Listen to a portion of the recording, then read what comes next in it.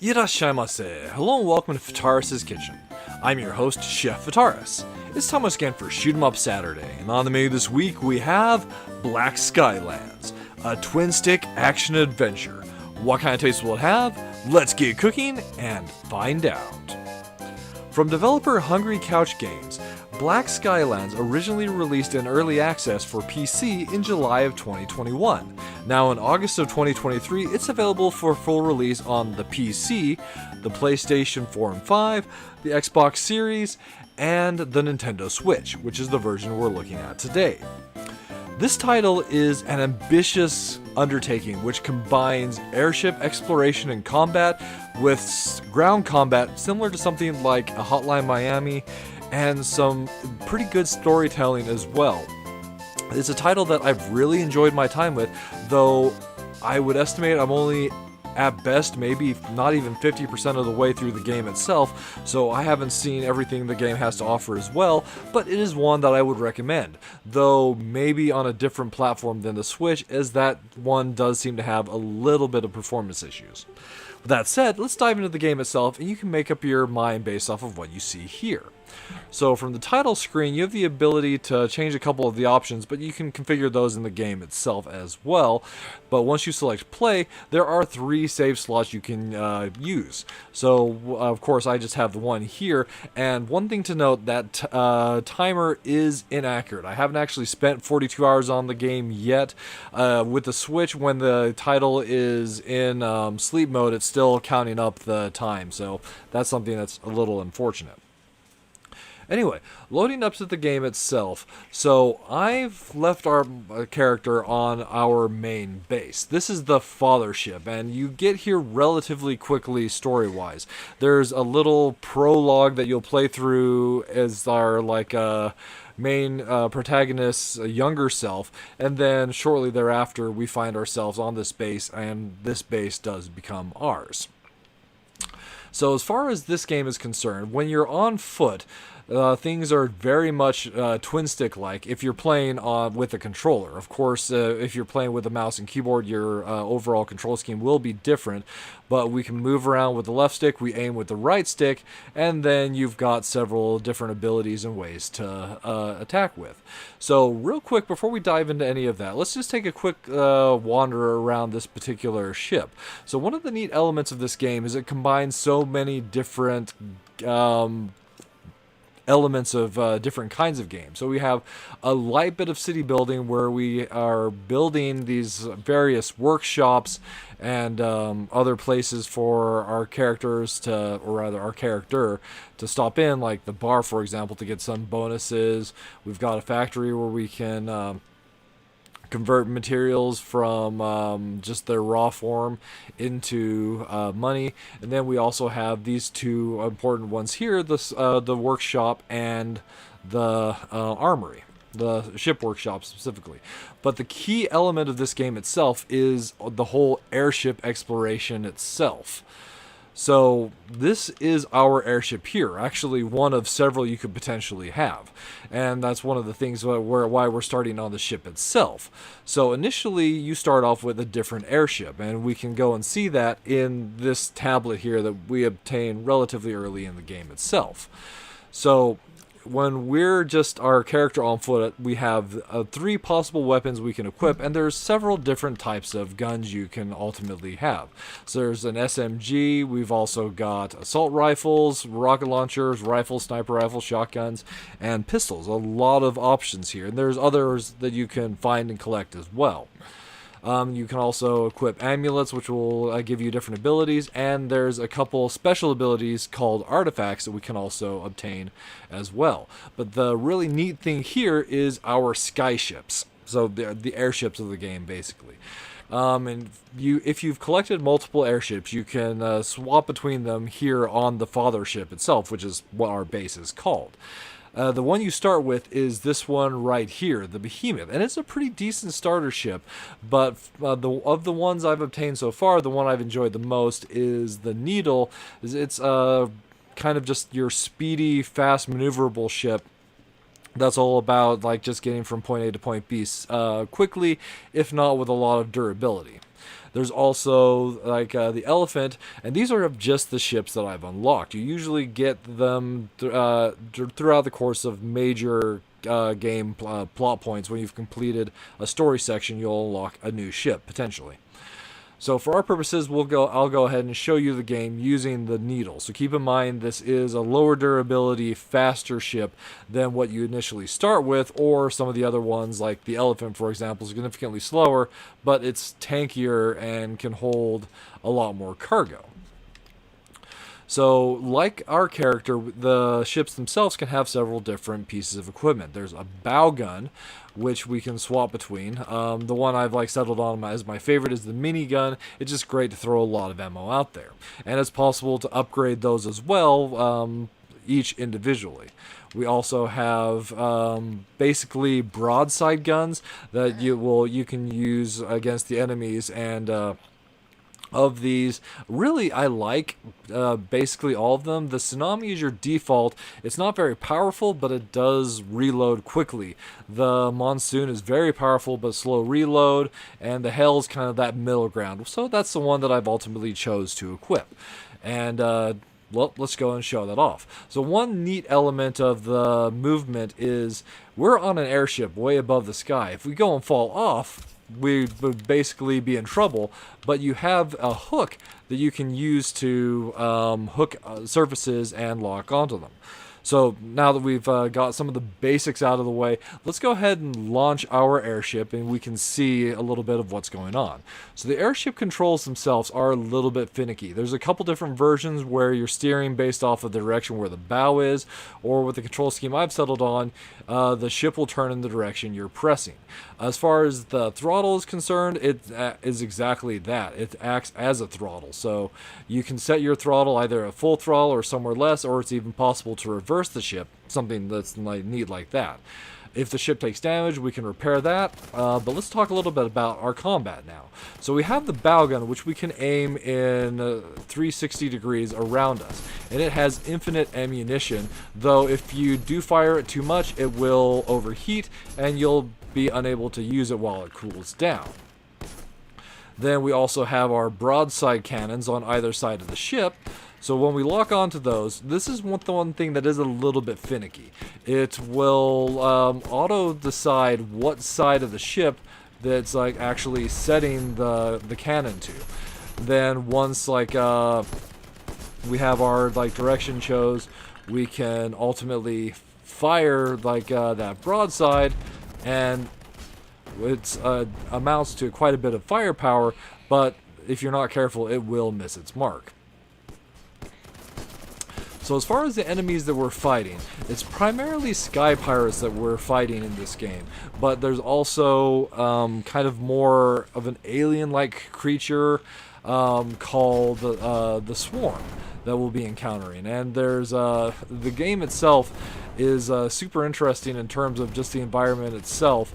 So we can see that there's some really great parallax scrolling above and below us, but there's also these islands that we can visit as well. And those islands themselves will oftentimes start off occupied by the enemy forces, the Sky Pirates, and then it's up to us to liberate them from the Sky Pirates.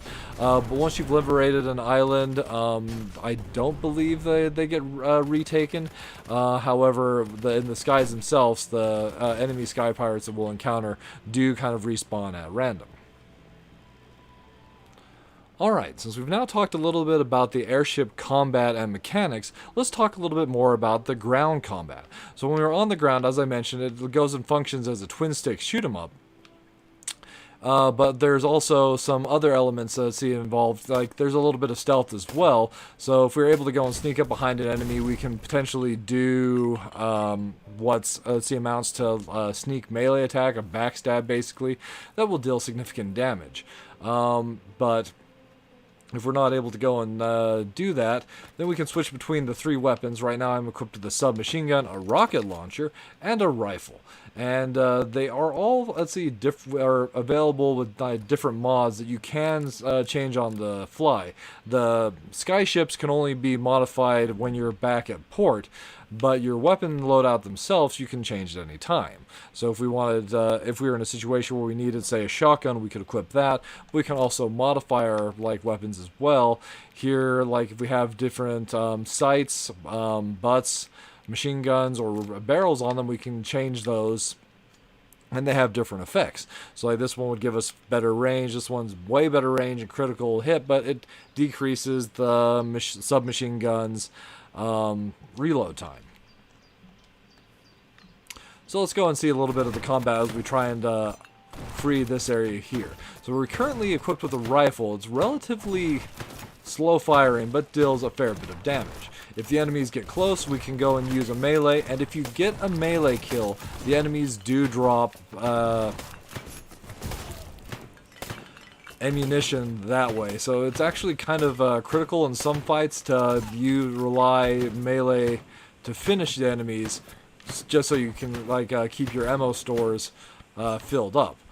There will also be some enemies that come at us. You might have seen me using that hook earlier for saving myself from falling, but we can also use that in combat. It'll pull the enemies towards us and basically deal melee type damage. If I can hit this enemy. There we go.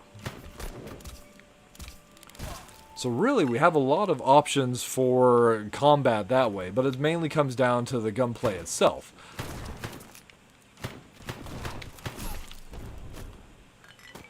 And ultimately, you kind of want to settle on the kind of gameplay that you want. There are some enemies that do have particular ammo types that they're weak to. So if those enemies, you'd want to stick to, say, if an enemy was weak to SMG, then you would want to use SMGs against them. Reloading is either done once you're out of a clip, or you can press a button to reload a particular gun if it's not at full ammunition.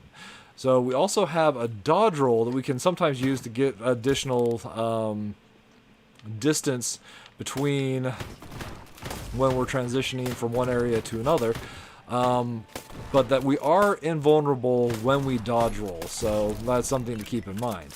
Environmental explosions can be a wonderful thing for taking care of enemies. But in addition to the combat, there's also an element of resource gathering as well. So sometimes we'll come across a resource like this one here, and we can press Y to harvest it. And then this crate here, we could carry it all the way back to our ship, but we also have an awesome moth that helps us out. So our moth is named Luma, and we can have Luma carry that back to our ship's hold, and then Luma will come back to us. In a situation where we wanted to return to our ship, we could even have Luma carry us all the way back to the ship.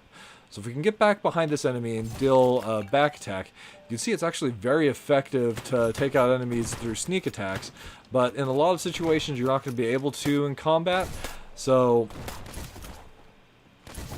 here, using the rocket launcher, it's got splash damage, so we can take out multiple enemies at once. Should you go and take damage, it is possible to heal yourself with med kits, and sometimes there'll be enemies that drop med kits. There'll be plants that you can harvest to replenish your med kits, and we're just about to have this island liberated. We just need to take out that enemy turret. Now, this is our character Ava. There are no enemies here. This island can now be considered defended. When you liberate an area, there's this really neat fireworks display, and then on your map it transitions from one area from the pirates now to our forces flag. And if we wanted to, we can even pick up the flag, move it around, place it down. So throughout the combat, it's also possible to be getting other resources as well. There's shards that are dropped, red shards for upgrading our weapons, blue shards for upgrading the ships and the ship's weapons. And that's the basics of combat that we have here in Black Skylands. So let's talk a little bit about some of the other mechanics that the game has. So there are puzzles throughout the course of the game that we need to solve. Some are as simple as solving combination puzzles. Others are like this one, where we have these 4 boxes and this set of scales. So we can use this scale here to determine which one is heavier and which one's lighter, and then we need to place them in the correct order on the scales themselves. So when you get it right, puzzles will reward you with these energy crystals, which will unlock other abilities that I haven't talked about for combat. Those crystals can be used to purchase the artifacts, such as this pyro station here. It's basically a turret that throws out flames and is very effective at taking care of the enemies that we'll be encountering. In addition to that, you actually have several you can unlock. Ones I've unlocked, that pyro station, a shield, this lightning blast. I'm excited to go and see further what you can develop as far as that's concerned. The ship itself also has a couple other abilities I haven't mentioned yet. There's a deflector, which will launch enemy bullets back at them. It's a great defensive weapon that can help you deal additional damage against strong enemies. And we also have a dash as well, where we can further accelerate the ship beyond what is its base speed itself. So here, this ship here, we can use our deflector to destroy those missiles, and if we get it timed right, we can throw the enemy's shots back at it, dealing heavy damage. Once again, we can use our Moss help to go and pick up any supplies that drop while we're on the ship itself, and then throughout the course of the gameplay, there'll be several story boss fights that we've encountered. Unfortunately, I only have was recorded this particular one fight here, and so far of the ones I've encountered, this has been the most disappointing, as it's just a boss that we're fighting at long range, and the key mechanic here is that this boss is using a mortar to either launch mortar shots at us or throw explosive grenades our direction, and relying on these other mob enemies to come out and melee us. Compared to some of the other ones, which are more which have been definitely more bullet helly, this one was probably the more disappointing fight. And there was even a time that I encountered a glitch where I was knocked back behind a light pole and had to ultimately restart the fight because, well, I couldn't move out and the enemies weren't coming over to fight me, so there wasn't anything I could do. But aside from that, I've really enjoyed the boss fights that I've encountered, and the ship fights themselves, this one that we find ourselves fighting here, are a lot of fun and can be quite challenging. So here's a great spot to go and show the way that we can use our deflector to deal massive damage against what would otherwise be a really a difficult ship. And we get huge rewards for doing so that's super satisfying. So as far as the minus flavors are concerned, the biggest problem I would have with the title is really the performance on the Switch. There are some areas where the frame rate is a little stuttery, but more than the game itself just stutters at regular times. It just seems to have problems loading into memory everything that's present there. So when you get to a new area, or sometimes when things pop onto the map, you'll see the game stutter or stall, and most of the time in combat that's not a problem when you're on foot, but it can be when you're flying around in the sky ship. Then the game also does have issues with slow starting, especially with the airships. If you take damage, you need to ultimately leave the helm, repair the damage yourself. There's fuel that we can pick up from if you're carrying some on your ship itself, you can pull from the hold and fill up your gas tank, as it were, to keep the ship moving. Just things like that. But when you're initially starting out and you haven't built up your ship, those kind of things will definitely slow you down. So the game accelerates and becomes funner once you've unlocked higher tiers of equipment and overall upgraded your equipment a little bit. So I do encourage you pushing through, even if the gameplay itself does seem slow at first. The broadsides are also a little bit finicky. You don't aim like necessarily with which side you want to shoot. The game ultimately decides for you. So if it's like the targeting is off, then you might be looking to go and use your broadside on the opposite side of your ship, and then that's rough because you have to turn yourself around, like just what happened just right there. But on the plus side, so I've really enjoyed, as I mentioned, the like challenging boss fights. They've been overall like fun, and it's one of those things that's engaging and driving me further forward to explore more of what the game has to offer. But the biggest thing is just that unique blend of gameplay. So we've got this whole sailing mechanic, kind of like something like a Skies of Arcadia or Zelda Wind Waker, where we're on the ocean or in the sky and we're just exploring this territory around us that's interesting and unique, coupled with like that fairly decent like ground combat that once you get used to it really feels like something different and like special, that with the whole combination of everything we have here. It's satisfying when you can go and build up your ship and ultimately start making progress against the enemies, unlocking islands. And there's like so much to go and see in this game itself. I haven't even like touched bases on that. When we jump at the map itself and zoom all the way out, there's a ton of content here that I haven't even like touched yet. So this game is one that's well worth the price from a value standpoint.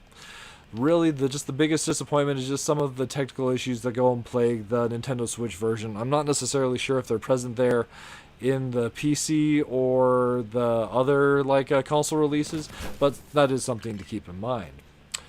So ultimately, this is a title that comes with the chef's recommendation. Alright, that'll just about wrap it up for this week's episode of Shoot 'em Up Saturday. As always, I want to thank you so much for joining us this week. I hope you have a wonderful week yourself, and I look forward to seeing you again next time.